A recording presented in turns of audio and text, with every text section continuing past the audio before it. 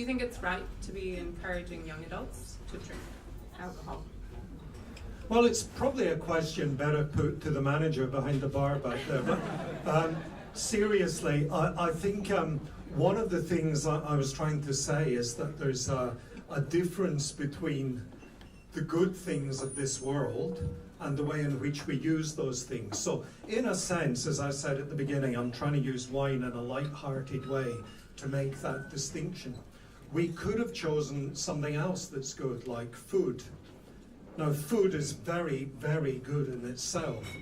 But if you eat the wrong food, or if you eat massive quantities of food, or if you eat food addictively, or if you do any number of other bad food things, it really will be very bad for you indeed. Food can truly be addictive and can hurt you. Now, I think it would be fair to say that the examples where wine hurts an individual addictively can be much more serious, and there are better established connections with mental illness than there are with obesity. We could take another example, take the example of sex. Sex is without doubt a good, because sex is point and purpose of marriage, and it's also where we get little people from.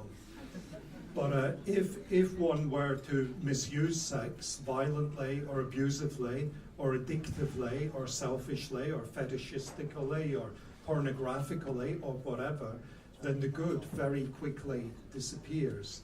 So I would say it would be no part of my role and no part of my wish to encourage anyone to get drunk.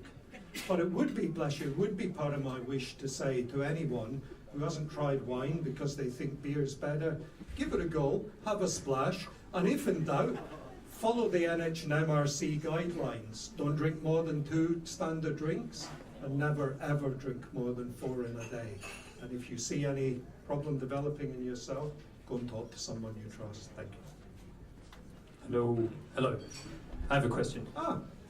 Just picking up on what you said about sex and wine and the relationship perhaps between that wine can have with other things. What about sort of wine and creativity, or wine and sports, or normally I associate beer with sports, but what sort of place does that have in terms of encouraging creativity, and is it a good thing to use wine to encourage creativity? Yeah, look, I actually don't think that's a completely bad thing.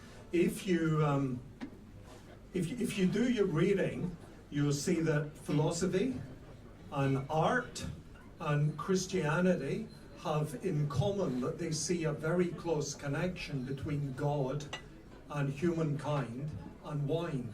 And part of that connection is inspiration. Now, some of this is romantic fiction. Poets would smoke opium or take other forms of opiates or drink alcohol and supposedly then be able to write glorious poems and glorious pieces of music and so on. A lot of that, I think, is probably romantic tosh. I think there'll probably be roomfuls of poets stoned out their minds producing nothing of any great value at all. But it's certainly the case that a little bit good alcohol with a little bit of conversation can produce some very good results. Professor Scruton, who's written the key book on this stuff, says that good wine plus good conversation equals less loutishness, less loutish behavior. Now, you mentioned sport, Nick. We all know that there are some very serious problems with sporting culture, binge drinking, a lot of it, but not all of it, beer and shorts drinking, and that can lead to some pretty disgusting violent acts, including seriously criminal acts. Where that goes on, someone has radically misconceived the relationship between sport, relaxation and alcohol, or indeed sex and alcohol. Sport is about health, I think, above all. It's what happens when you put health and fun together. You get sport. Alcohol has some, the study results are mixed, but probably some proven physical health benefits. But you can get those same physical health benefits from other sources. such as changing your diet or doing more exercise or having salad or doing disgusting things like that. But the mental health benefits of alcohol, in particular wine, may be fairly strong. Hi, Hayden. Over here. Hi. So look, you were talking about how in moderation that intoxicating effect can be beneficial, it can loosen people up, help them relax, maybe even be creative. I remember Steve Jobs once said that some of the people at Microsoft, because they couldn't be inventive, he said these people need to learn how to drop some acid, right? So he attributed some of his creativity to some of the hallucinogenic, and there's obviously other harder mind-altering drugs out there. Now, many people there would say, look, I'm not addicted to the likes of cocaine, heroin, and the others out there. Would you say, couldn't the same arguments for having alcohol in moderation be extended to having other harder drugs in small quantities as well? Yeah, look, people have tried to do that sometimes, as you and I and probably everyone sometimes knows. I think wine is much safer because the connection with wine and culture, and wine and that culture that we call Western civilization, with the constraints and safeguards it puts up on how to enjoy wine, good conversation, talk, having with food around the dinner table openly, particularly with friends and with family. Those sort of safeguards, which a drink which is at the center of a culture puts up, give you some sort of protection. One thing I'm not going to say, my friend, is to give the sort of argument, I know you don't mean this, but the sort of argument some people give that any intoxicants are wrong, simply morally wrong. The idea that people should be left in cold scientific lucidity for 100% of their time, I think is just profoundly unrealistic. I mean, people relax themselves by doing crazy things like computer games, or by putting certain things inside their bodies to change their body, or by doing things to the external of the body like heavy sport to set off chemicals inside their body. People do things to relax themselves, and one of those things they do is to intoxicate themselves mildly. I think we've got a rule that we should use when it comes to that gentleman and all his super billions of dollars and that very unfortunate remark he made. We believe in pursuing good things. Presumably all of us, whether Catholics, other Christians, Muslims, Jews, or just folks of goodwill who are having a nice night out. We all of us believe in pursuing good things like friendship and sociability and relaxation. The key rule here is you should never pursue a good thing simply by damaging another good thing. That really would be very wrong. So if you take some substance which is clearly dangerous, which is clearly going to destroy something organically, or something mentally, or some relationship, or some community, or something deep in the soul, in other words, in the relationship with God, if you damage so as to pursue the good, you are seeking an evil for the sake of the good. And that doesn't actually get you the good, that gets you a double evil. So I think, as I said at the beginning, wine misused can be a very dangerous thing. But so is this microphone if I misuse it like this. I'm not bullying. Without trivializing it, the rule is the rule of reason. Never seek a good by trampling on an evil. Hayden, hi, I have a question. I've been listening to your talk and I love what you're saying, but you seem to be talking a lot about red wine. Now, I appreciate a good red wine like the next person, but when it's a hot summer's evening, or the 1st or the 2nd of autumn like it is today, what about a nice, crisp glass of white wine? What is your stance on white wine? Oh, just drink tap water. Just drink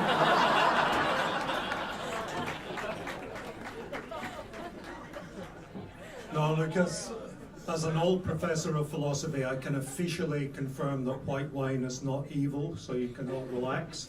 those of you with the Chardonnays out there. I love red wine, and I love it for all sorts of reasons. Can I just be personal and forget the philosophy for a moment? Thank you. The only real difference between white wine and red wine is that when you make red wine, you crush the skin slowly with the juice of the grape. I love that you're using the whole fruit. Why does that appeal to me? It appeals to me because it's something about wholeness. I know that sounds nuts, but I love the more we can make things whole in our disintegrated lives, disintegrated bodies, disintegrated relationships, and our poor old disintegrated city, the better, I think. I love the fact that you're getting the whole food together. This is the original Whole Foods. This is healthy stuff. I love the fact you're getting the whole thing. And I cannot get out of my head the great cultural resonance that this has throughout Eastern and Western cultures and throughout religions with blood and with sacrifice. Christ could not have confected the Holy Eucharist out of white wine because he was carrying with him those millennia of symbolism of the redness of the blood. And that seems to me to have been a very good decision.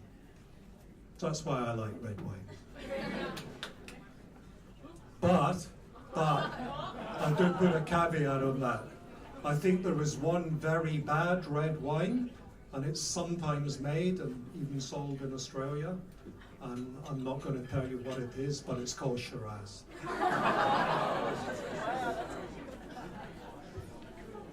Professor Ramsay, I have a question based on your idea of mind independence and your comments about theology on tap being kind of revolutionary, maybe a bit scandalous, and because it was in a pub. So my question to you is, what is scandal in the moral life, and how are we meant to interpret that? Well, there are two senses of the one scandal. There's, first of all, the sense of scandal if I'd given my talk tonight not wearing a shirt and wearing thongs. Somebody would have undoubtedly have taken a photo, sent it back to my mother in Scotland and said, this is a bloody scandal. Look at what's going on here.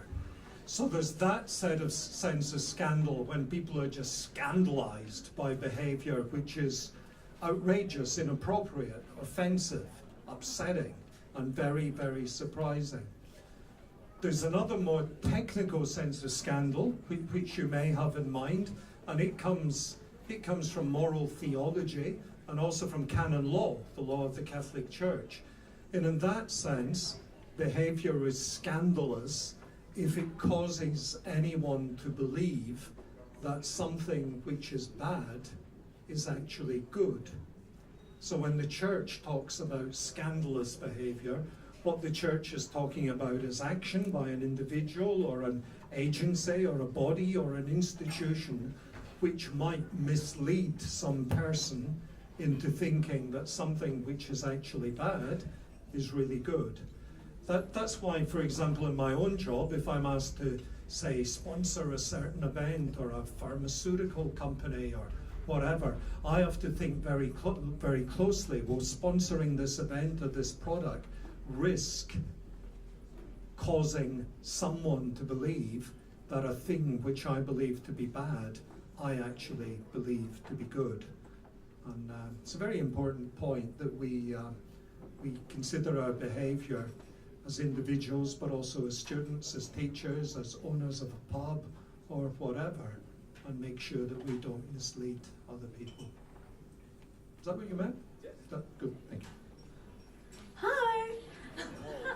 Over here. Where is that? Oh. So how would you justify this talk to an alcoholic or someone living and drinking on the streets? Yes, that's a good question. It is?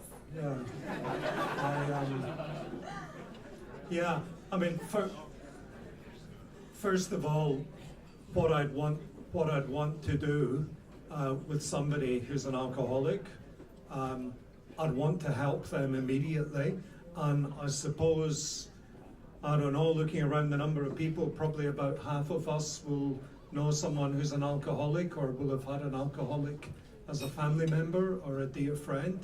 And it's a very terrible thing because you want to help, but when someone is literally addicted to something, in the case of alcoholism, that means that the effect of the alcohol, the sensation of the alcohol, so dominates them. It's not about the taste of the alcohol or enjoyment of the alcohol, simply the effect of it hitting the body and hitting the brain so dominates them that the power of reason to control the will here has gone away. It's very hard to help someone until they reach the point with any addiction where they want to help themselves. And very sadly, and again, part of the disintegrated human state, you don't usually realize I need help until you've reached the very bottom, until you've really, really suffered enormously and, you know, done the proverbial waking up in the gutter or finding the wife has left you, or the kids are crying and hungry and, you know, wetting the bed and you're not in a condition to help. So the first thing I'd say is I'd want to help, and it would be very hard to help. And then I'd want to say to the person who's living on the street, you, I know, are a son and daughter of God, and you're in very great risk here. And I'm really scared about giving you money in case I'm simply supporting your habit or driving you into the bottle or deeper in the bottle. But I want to help you in some way. Now, I've gone back and forward myself with this between basically three things. Sometimes, and I know it's not recommended, sometimes I put money down and I say, sometimes you've just got to trust people. And you've got that sign of trust can sometimes be a good thing. I know it's not recommended by many, but sometimes I've done it. At other times, and I'm sure some of you have done the same, I haven't given money, but I've gone and bought a sandwich, or I've just sat and spoken, not for very long, I'm ashamed to say, but for 5 minutes. Or I've given a phone number, or I've said, can I call someone on the mobile? The third thing I've done is to give money to people who know about this stuff and who really can do something to help. But it still breaks your heart because there's an individual in front of you who's not being, you know, not being immediately helped. But I think it's very important never to be flippant about alcohol around an alcoholic or someone who's at serious risk of alcoholism. And that's why one of the very great protections with alcohol, one of the very great protections is to sit around the table with others openly, as you're all doing tonight. You're enjoying a drink or two, I see you. You're enjoying a drink or two, you're doing it with food, you're doing some thinking, you're doing it with conversation, you're having a laugh, it's out in the open. And if we could only get the people who are out in the streets inside and have them in a condition mentally where they could enjoy this with us, I think that would be the goal. This is the third last question. That's very precise. Okay. Third last question. Oh, I know who it is, I can see you. I haven't seen you got for the years. good light in you. Just at the risk of potentially coming away from this talk with people thinking that anyone who doesn't have a mental problem or alcoholism but chooses not to drink alcohol is a Puritan party pooper. There's a couple of the analogies that you drew before, such as to sex and their resulting children, to alcohol being a good. Something like sex is the only moral way we have of reproducing children, for example. However, I'm not so sure with alcohol that alcohol is the only way that you can gain some of the goods that you mentioned, such as sociability, creativity, etc. Is it possible to be able to attain those goods that you mentioned without alcohol? Of course it is, yeah. The point of the alcohol, it's a very small good. It's not one of the great goods like friendship or love or religion or truth or justice or salvation. It's a very minor good, and it's an instrumental good. It serves other goods. The point of the alcohol is simply to bring you together and to open up the mind to conversation. If it goes beyond that point, so that you're finding it difficult to say words, or that instead of conversing you're just staring at someone like an idiot, or instead of conversing, you're yelling at someone or abusing someone. If it's gone to that, then it's no use at all. So the alcohol is there to serve the conversation. Why do we want to serve conversation? The discipline I love so much, philosophy, studied when a guy called Socrates, who never wrote a book, never wrote a word, sat round a dinner table one night and held an event which he called a symposium. And in the symposium, they drank a bit of good red Greek wine. But then they stopped drinking it quite soon because the words took over. And the one who records says, the words took over. The words took over, the words took over. It's not too far to the God took over. Something extraordinary happened. Truth took over. For the first time, for the greatest time, at that most famous symposium in history, in Vino Veritas, amongst wine, literally, in the context of the dinner table, Veritas, truth, took place. Truth was spoken. My friend, we'd probably all agree, wherever truth is spoken, and wherever truth is spoken more, wherever it's on the increase, wherever truth is shared, and wherever truth is listened to, there the Holy Spirit is. If wine helps there, and if it helps to do that more than bubble gum, that's great. But it's the word that matters. Hi there. Let me preface this by saying I'm a first-time attendee of Theology on Tap, and I think I'm struggling a little bit to find the main point of what you're saying and how that is backed up by Scripture. Like you've mentioned, and you've talked about what Thomas Aquinas says and Augustine and what Pope says. But I feel like the Bible, you mentioned that Jesus' first miracle was turning water into wine, and I know that Paul mentions to Timothy that drinking a little wine might be good for his stomach, for his particular stomach illnesses. But I feel like the Bible does, and let me preface this by saying I love a drink as much as the next person, white wine though. And also, as an evangelical, I don't believe in transubstantiation. So I feel like I want you to back up what you're saying from the Bible, because I feel like the Bible many times warns against drunkenness.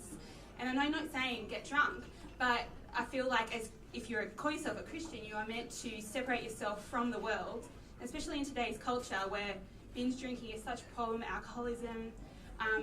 Creating that sort of alcohol culture, especially amongst Christians, is completely the wrong way to go. Okay, thanks for that. That was great. I think it's really important that we are not in the world in one sense, and in another sense, we are right in the world. We couldn't be more in the body and the life of the body than we are, because he himself took a body. He lived in the body. He enjoyed all good things in the body. He genuinely wants us to party our way to heaven. I really, really believe that. It's not from the Bible, because it's from my head. I'm using my reason. My reason is given to me by the Lord God in order for me to think and to have conversation with you and to try and come up with, good points and to get closer to the truth. I'm a Catholic, and this is a Catholic chaplaincy event, so obviously saying to me it's not in the Bible, I'm going to say no, that's right, but what does that do to carry on the conversation? We have the Bible, we have, those of us who are Catholic, have sacred tradition, and we have all the resources of philosophy, the cultivated and tutored resources of our own mind, as well as those that the discipline of philosophy gives. I want to make very clear once again that at no point tonight would I ever have suggested anything encouraging a culture of drunkenness. I obviously stand against that. At the same time, I think that we stand here proudly in a pub with our partners at an event called Theology on Tap, named that way in a light-hearted way, because we're here to celebrate all that is good about the incarnate life, including the conversation you and I are, well, I've got the mic, so I'm doing most of it just now, I know that. Maybe we can have some more later conversation. But including the conversation that we're having just now. But we're having all this in the context of a public house where responsible use of alcohol happens. And I think that's a very good and a really imaginative thing. I think I chose the topic tonight of wine and red wine partly because I've spoken over the years at Theology on Tap on various virtues, and I wanted to speak tonight about the virtue of temperance, which I've tried to do by using an example to be illustrative of that virtue, rather than just go through the tradition on the virtue. I do think wine is a very good and lovely thing, and I do think it can be very, very seriously misused, as I think can almost any good thing. But I think it's important too that I say that I worry as an old Christian teacher myself, somebody who's taught him these stuff for a long time. I worry always about a Christian dualism creeping into our thinking and into our practices.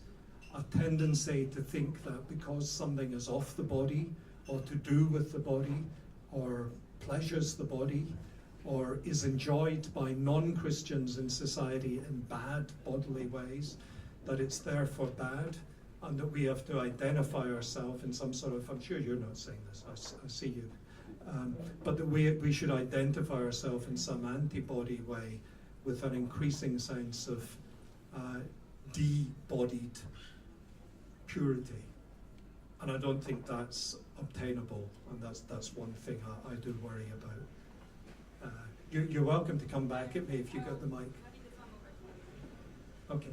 Hello. I don't want to bring the mood down, but I was just wondering, how do we justify spending such copious amounts of money on alcohol and wine and other drinks when there's so much poverty in the world and homelessness and starvation and stuff like that? Yeah, I don't think we can. I think as a society we're binge purchasing, binge consuming. We're causing ourselves to become a race of addicts to various things. We all have stuff we don't need, and one of the things we don't need is the amount of alcohol and other substances we're consuming. That said, if somebody's starving or hungry or is going without, what we want to do is to summons that person to come to that which is good. What I mean is that there's nothing wrong with the idea of feasting and celebrating and partying. What's wrong is that only we are doing it. Quite clearly, Christ wants everybody at that party. He said, somebody mentioned the Bible earlier. I'm not a scripture scholar, but it's quite clear that Christ didn't want us to fast while he was there. When I am with you, don't look like that. And when you do have to fast, and there is a proper time for fasting, don't show others that you're fasting. Smile. Show happiness. Show love to other people. Let it be a celebration and summon others into the celebration. So there is no way I can justify our expenditure as a society on alcohol or on anything else, and I have no ready answers to that, except that I wouldn't want the answer to become a sort of Puritan denial. I'd want it to become a Lenten denial, which means that instead of having that third drink tonight, or whatever it is, we don't. And instead of having those 2 meals on Friday, we don't. And that money goes to Caritas or wherever. And it probably feels like a token difference it makes, but the token is there, and the token will teach us, and the token will teach other people. And so the hope is, over time, those who are poor will become rich, genuinely rich. Thank you. Ladies and gentlemen, put your hands together for Hayden Ramsay.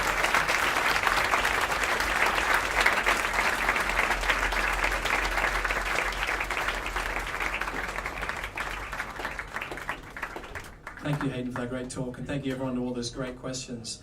In case some of you haven't been to Theology Lab before, like we found out a bit tonight, there's plenty of audio, video, photos from every single Theology on Tap for the last 9 years.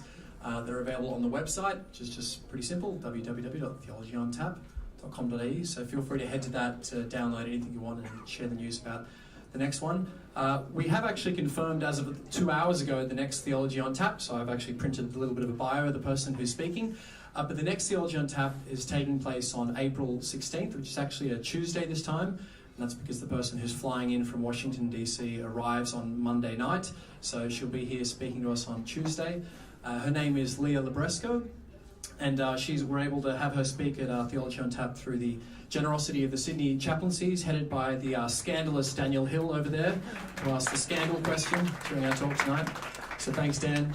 We're excited to host her. She is a former atheist and blogger for the Huffington Post, who in 2012 stunned a very, very wide readership with her conversion to Catholic Christianity. And so she'll be coming here to give a bit of a testimony of how her story came about and what happened as she moved from atheism to Christianity. So feel free to come to that. I'll send out more information about that Theology on Tap and any other links on emails.